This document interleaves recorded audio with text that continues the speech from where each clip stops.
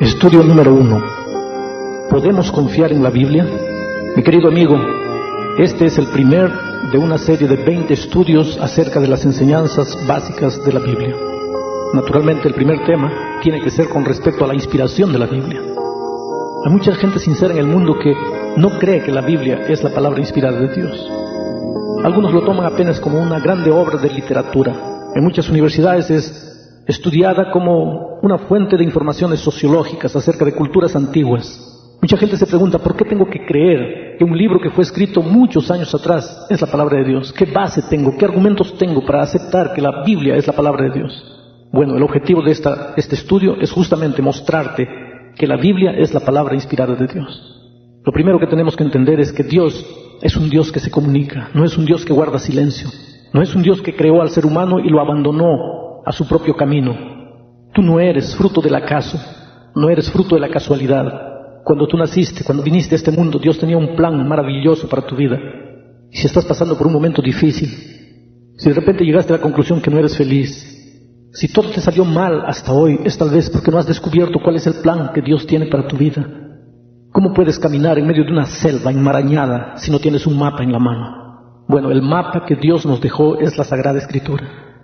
Leyendo la Biblia tú puedes aprender a ser un buen padre, un mejor esposo, un buen ciudadano, un profesional productivo, un hombre próspero. La Biblia es el mapa de la felicidad en tu mano. Pero ¿cómo hacer para entender la Biblia? ¿Cómo hacer para aceptar que la Biblia es la palabra inspirada de Dios? Bueno, ese Dios maravilloso que no guarda silencio, ese Dios que te creó con un propósito extraordinario para tu vida. En el jardín del Edén se comunicaba con Adán cara a cara. Hablaba como tú hablas con tu esposa o con tus hijos. Y el hombre se regocijaba en hablar con su Dios, en mantener una comunión corporal con el Creador. Sin embargo, el registro bíblico dice que después del pecado Dios vino a visitar a Adán y Eva, pero ellos se escondieron atrás de un árbol. Desde entonces el hombre pasó a escuchar la voz de Dios, pero ya no podía verlo cara a cara porque el pecado los hacía sentir indignos. Por más que los brazos del Padre estuviesen abiertos, el pecado los hacía sentir que no merecían. Tenían miedo. Ese miedo hacia Dios es uno de los primeros frutos del pecado en este mundo. Adán y Eva ya no podían ver el rostro de Dios, no podían mirarle a los ojos, pero ahora podían escuchar la voz. Sin embargo, el tiempo fue pasando, y en Éxodo capítulo 20, versículos 18 y 19 encontramos lo siguiente. El pueblo de Israel ya estaba en el monte Sinaí. Dios estaba queriendo entregarles los principios eternos de una vida próspera. Dios estaba queriendo comunicarse como siempre a través de su voz, pero mira lo que el pueblo dijo. Todo el pueblo observaba el estruendo y los relámpagos y el sonido de la bocina y el monte que humeaba, y viéndolo el pueblo temblaron y se pusieron de lejos y dijeron a Moisés: habla tú con nosotros y nosotros oiremos, pero no hable Dios con nosotros para que no muramos. Mira, querido, la triste realidad del ser humano.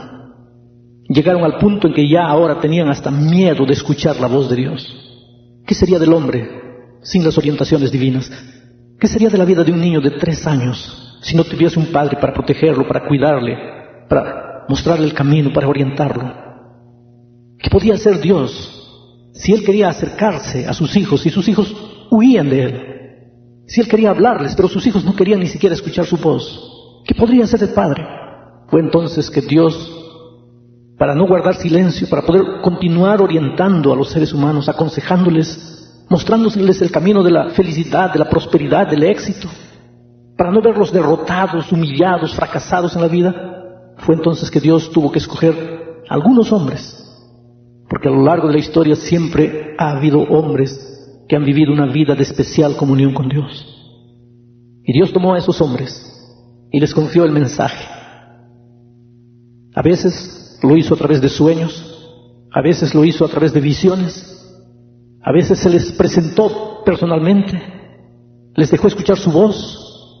Esos hombres tomaron el mensaje, escribieron ese mensaje y nos dejaron como un legado para nosotros. La colección de esos mensajes es lo que nosotros llamamos de la Sagrada Escritura o la Santa Biblia. El apóstol San Pedro en su segunda epístola, capítulo 1, versículo 21, dice lo siguiente: porque nunca la profecía fue traída por voluntad humana, sino que los santos hombres de Dios hablaron siendo inspirados por el Espíritu Santo. Quiere decir que esos hombres no decidieron ellos escribir la Biblia. Fue Dios que decidió escogerlos y entregarles su mensaje. La palabra de Dios no fue traída por voluntad humana. Fue Dios que escogió a esos santos hombres.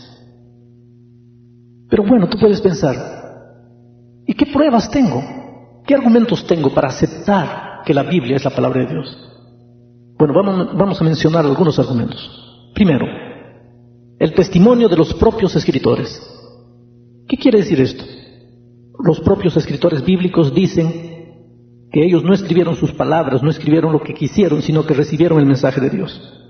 Por ejemplo, David, que escribió los Salmos, él dice lo siguiente, en el segundo libro de Samuel, capítulo 23, versículo 2, él dice lo siguiente: el Espíritu de Jehová habla por mí, y su palabra está en mi boca.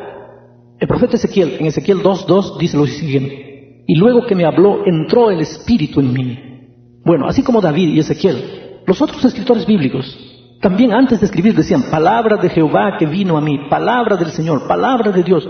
Quiere decir que la primera prueba que tenemos es el testimonio de los propios escritores bíblicos. Ellos, antes de escribir, dijeron: no es mi palabra, es la palabra que Dios me entregó. Bueno, tú vas a pensar, pero cualquiera podría decir: yo recibí la palabra de Dios, y nosotros vamos a creer por eso. Efectivamente, ese argumento es bueno, pero es muy frágil. Entonces tengo aquí un segundo argumento: el testimonio de Jesús. ¿Qué quiere decir esto? Bueno, cuando Jesús estuvo en esta tierra, cuando vino a este mundo, nació de la Virgen María, cuando anduvo por la tierra con sus discípulos, predicando su evangelio, los libros del Antiguo Testamento ya estaban escritos, y muchas veces en sus enseñanzas Jesús mencionó citas de la Biblia que ya estaba escrita en aquel tiempo. Ahora, si esas palabras del Antiguo Testamento no hubieran sido inspiradas por Dios, Jesús no las habría mencionado en sus enseñanzas. Por lo tanto, el hecho de que Jesús citó muchos versículos de la Biblia del Antiguo Testamento es una prueba más de que la Biblia era la palabra de Dios. Tercer argumento: la unidad de la Biblia. ¿Qué es esto de la unidad de la Biblia? Mira, la Biblia fue escrita en un periodo de 1500 años. Quiere decir, Moisés, que escribió el primer libro de la Biblia, escribió, vamos a decir hoy día, y Juan, que escribió el último libro de la Biblia, lo escribió 1500 años después. Quiere decir, Moisés no conoció a Juan y Juan no conoció a Moisés. Entre Moisés y Juan están Isaías, Daniel, Pablo, Lucas, Mateo, Zacarías, en fin, tantos escritores bíblicos. Son 40 escritores bíblicos, diferentes culturas, diferentes formaciones, diferente tipo de educación, diferente ambiente en que crecieron. Muchos de esos hombres no se conocieron entre sí, la mayoría no se conoció entre sí. Sin embargo, si tú lees la Biblia desde el Génesis hasta el Apocalipsis, te vas a dar cuenta que hay una unidad. Es como si Moisés le dijese al siguiente escritor: mira, yo voy a parar aquí, tú continúas el mismo raciocinio. Y después ese escritor para y le entrega la posta al otro y le dice: mira, ahora tú vas a continuar en la misma línea de raciocinio. Por ejemplo, el Génesis empieza narrando la historia de la creación. Después viene la entrada del pecado, la caída del ser humano y la desgracia del planeta Tierra. Si tú vas al Apocalipsis, la Biblia termina narrando la salida del pecado, la restauración del hombre y nuevamente un mundo perfecto y lleno de amor. Y entre Génesis y Apocalipsis toda la historia de tragedia, de dolor, de muerte que el pecado trajo al ser humano. Solo que Moisés no conoció a Juan y Juan no conoció a Moisés. No son libros separados donde cada autor escribe una cosa diferente, no, hay una línea, parece que hubiese un hilo cosiendo cada página de la Biblia. ¿Por qué eso? Porque a pesar que hubo 40 escritores diferentes, hubo un solo autor, que era el Espíritu Santo. Fue el Espíritu Santo que inspiró a Moisés y ese mismo Espíritu Santo inspiró a Juan. Por lo tanto, a esto es lo que le llamamos la unidad de la Biblia. Y esta unidad de la Biblia para mí es uno de los argumentos poderosos para aceptar que la Biblia no es un libro común, es la palabra inspirada de Dios. Pero hay un argumento más: las profecías cumplidas. La Biblia no es un libro específicamente de profecías, pero hay muchas profecías contenidas en ella. Voy a mencionar apenas dos. Isaías 40:22. Isaías 40:22 nos dice que la tierra es redonda. Solo que la ciencia de aquel tiempo miraba la Biblia con ojos de sospecha. Y la ciencia afirmaba: no, la tierra no es redonda, la tierra es plana. Pero la Biblia decía que la tierra era redonda. Fue el 12 de octubre del año 1492 que finalmente Cristóbal Colón llegó a América y probó al mundo que la tierra era redonda. Y la Biblia ya lo decía muchos, muchos años atrás. Otra prueba, Daniel capítulo 2. El objetivo de este estudio no es estudiar la profecía de Daniel 2. Pero quiero despertar una inquietud para que tú busques más información con relación al capítulo 2 de Daniel. Hubo un rey llamado Nabucodonosor, tuvo un sueño y nadie podía interpretar el sueño, y Daniel interpretó el sueño. Y en la interpretación de ese sueño estaba la profecía del desfile de los imperios, cómo Babilonia cayó, cómo sucedió a Babilonia el imperio medo-persa, cómo el imperio medo-persa también cayó, subió Grecia, liderada por un hombre joven, un guerrero extraordinario llamado Alejandro el Magno, pero cómo Grecia también cayó y subió Roma, cómo Roma tuvo un poder de masacrar tan grande, pero finalmente Roma se desintegró. Y después de Roma muchos quisieron formar un imperio mundial y no pudieron más. Y nunca más se levantará un imperio mundial hasta que finalmente Cristo volverá a la tierra y terminará con la historia de este mundo. Esa profecía, detalle por detalle, está mencionada en Daniel 2. Y cuando fue escrita nadie podría creer, pero hoy día ya no es profecía, hoy día es historia. Hoy día se cumplió todo y nadie puede discutir. Y entonces hay críticos a la Biblia que hoy día, ya que la profecía se cumplió y pasó a ser historia, hoy día dicen: no, lo que pasa es que el libro de Daniel fue escrito después que todo aconteció. Pero si tú vas a la historia vas a ver que el libro de Daniel fue escrito antes del desfile de esos imperios. Y este es un argumento más para probar que la Biblia es la palabra de Dios. Pero para mí, el argumento más grande en favor de la inspiración de la Biblia no es solamente el testimonio de los propios escritores, el testimonio de Jesucristo, la unidad de la Biblia, las profecías cumplidas. Son argumentos extraordinarios, pero el más grande argumento para mí es el poder transformador de la palabra de Dios. Porque mira, tú puedes leer un libro de historia, de geografía, de literatura, va a aumentar información en tu mente, pero tu vida no va a cambiar. Ahora es imposible que tú leas la palabra de Dios y que tu vida siga siendo la misma vida. Yo he visto viciados en drogas, he visto prostitutas, homosexuales, delincuentes, asesinos, he visto gente pervertida, gente endurecida, que un día leyó la palabra de Dios y dentro de ese corazón sucedió un milagro. Yo podría contar historias y más historias.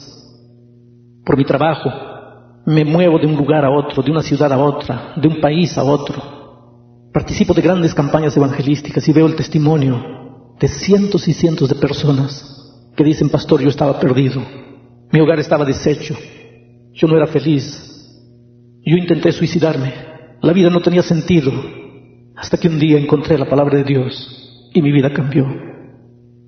¿Sabes por qué? Porque la Biblia no fue un libro escrito por hombres. Claro que fue escrito muchos años atrás y hay mucha gente que dice: ¿cómo voy a creer en un libro que fue escrito para una cultura de siglos atrás? Pero es que lo que vale de la Biblia son los eternos principios, no los detalles de ropa, de si puedes usar barba o no puedes usar barba, no esos detalles de cultura, de costumbres, sino los principios. La verdad siempre fue verdad, la fidelidad siempre fue fidelidad, la honestidad siempre fue honestidad.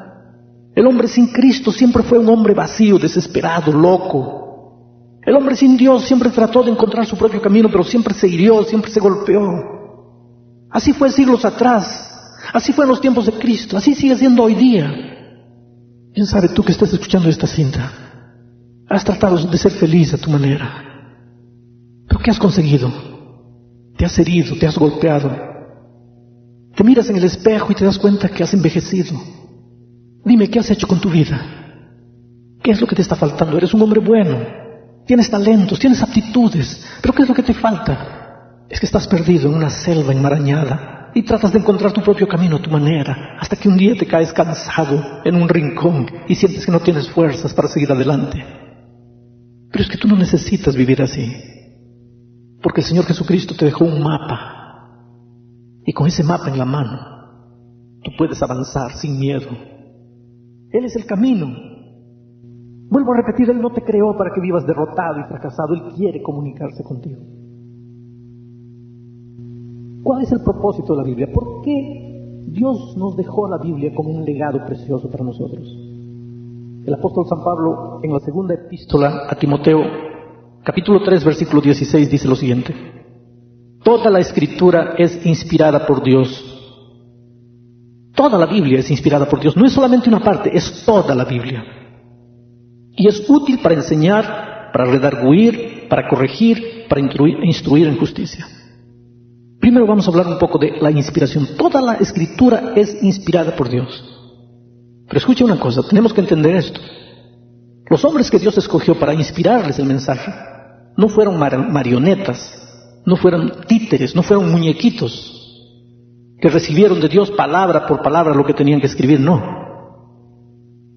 Dios les dio el mensaje, pero esos escritores usaron su propia cultura, su estilo de escribir, su manera de escribir, muchas veces los conceptos que ellos tenían como fruto de la región en que vivían, pero el mensaje era inspirado, no las palabras.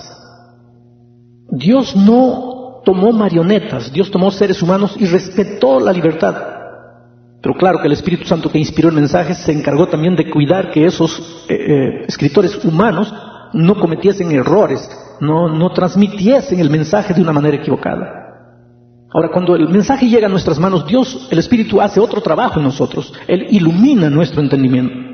Porque así como el Espíritu cuidó para que los escritores bíblicos escribiesen el mensaje correcto, el Espíritu Santo hoy día nos inspira, nos ilumina para entender el mensaje correcto. Porque nosotros también podemos equivocarnos en la interpretación del mensaje.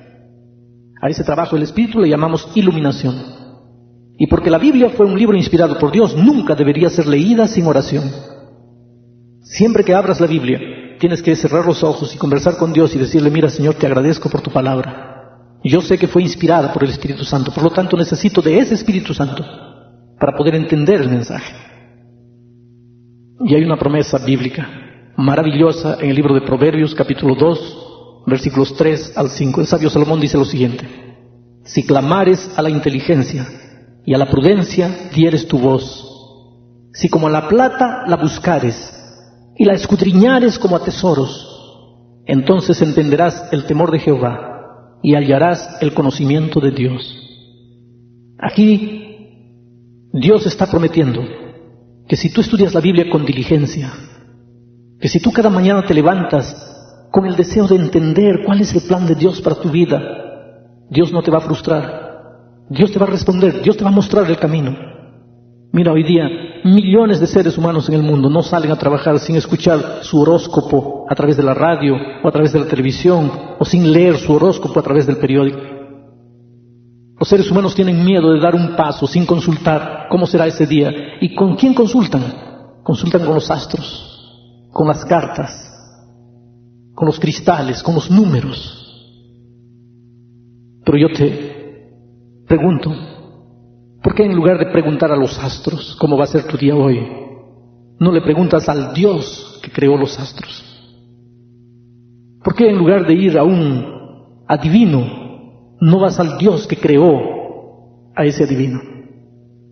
La promesa bíblica es: si clamares a la inteligencia, si como la plata la buscares y la escudriñares como a tesoros, entonces entenderás el temor de Jehová y encontrarás el conocimiento de Dios. Y si has vivido derrotado hasta hoy día, tal vez sea porque no conocías cuál es el plan de Dios para tu vida. ¿Cuál es el resultado de estudiar la Biblia? A medida que vayas estudiando y leyendo la Biblia, ¿qué es lo que va a pasar en tu vida? Salmo 119, versículo 9 dice lo siguiente: ¿con qué limpiará el joven su camino? Y él mismo responde: con guardar palabra. Quiere decir que uno de los frutos que aparece en la vida de aquel que lee la Biblia es que su vida comienza a ser limpiada, a ser corregida. Salmo 119, versículo 11 dice: en mi corazón he guardado tus dichos para no pecar contra ti. Quiere decir que uno de los beneficios del estudio de la palabra de Dios es que tú comienzas a entender cuál es el camino correcto. El otro día yo conversé con un hombre que había abandonado a su esposa y a sus hijos y malgastaba el dinero con mujeres. La pobre esposa lloraba, 4 hijos pequeños, pasaban por necesidades terribles. No debían vivir esa vida, siendo que el esposo tenía un buen sueldo. Pero el hombre gastaba ese dinero con vicios, alcohol y mujeres. Hasta que un día él encontró la Biblia. Empezó a estudiar la Biblia.